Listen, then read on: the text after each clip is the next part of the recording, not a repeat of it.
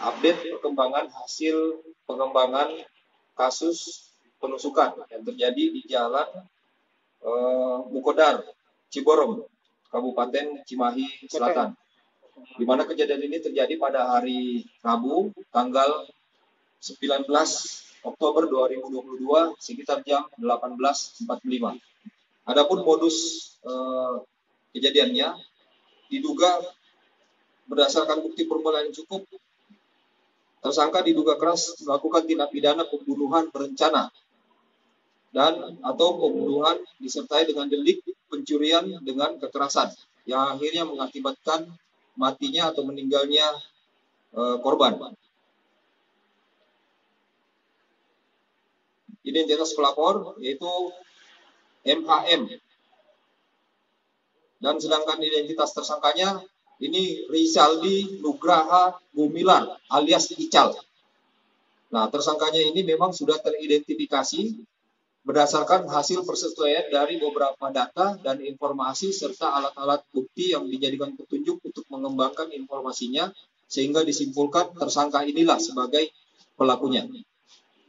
Kronologis kejadiannya, awal mula korban yang berangkat melaksanakan pengajian di pesantren At-Taqwa sekitar jam 18.45 korban kembali di jalan, kemudian berpisah dengan temannya, kemudian dilihat oleh tersangka dan akhirnya ditemui oleh tersangka dan turun untuk meminta sesuatu barang berupa HP.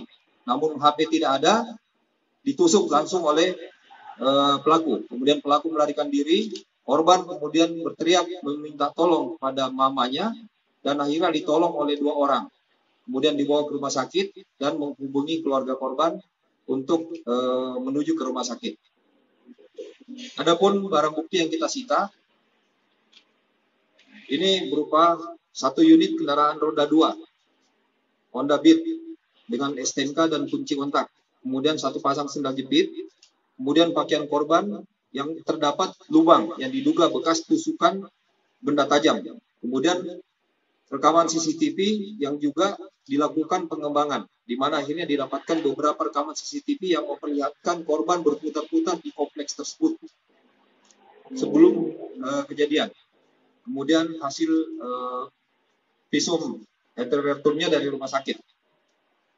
Nah, dari beberapa hari pasca kejadian, tim penyidik dan penyelidik berupaya keras untuk melakukan pengungkapan kasus dan didapatkan beberapa informasi, keterangan, dan juga data-data.